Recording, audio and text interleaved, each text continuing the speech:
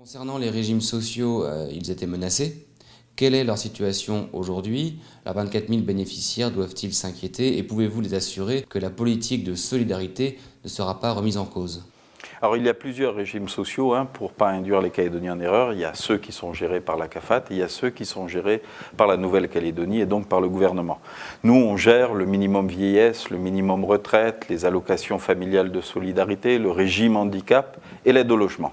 Ceux-là, effectivement, quand nous sommes arrivés, ils étaient en déficit, on était en cessation de paiement, on n'avait pas les moyens sur l'année 2015 de les financer. On a dû mettre la contribution calédonienne de solidarité.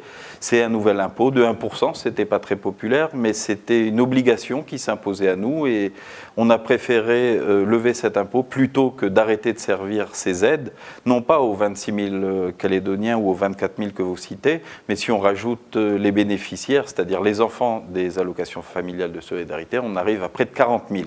Donc on ne pouvait pas raisonnablement ne plus verser ces allocations, donc il fallait les sauver, on l'a fait, c'est une mesure qui est une mesure courageuse qu'il fallait prendre, et donc aujourd'hui ces régimes sont sauvés.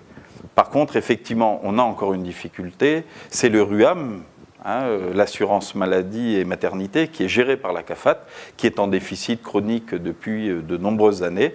C'est le travail que nous devons faire en 2016, même si ce n'est pas le gouvernement qui gère le RUAM, même si le gouvernement subventionne à hauteur de 8 milliards chaque année le RUAM, il faut mettre à plat notre politique de santé.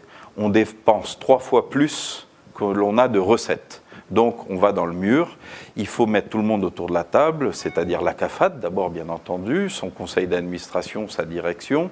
Il faut mettre les établissements hospitaliers publics et privés, toutes les professions libérales de santé autour de la table, le gouvernement et ses services, voir toutes les économies que nous devons et que nous pouvons faire et le cas échéant, regarder quelles sont nos sources de recettes pour équilibrer dans la durée et pérenniser le système de santé.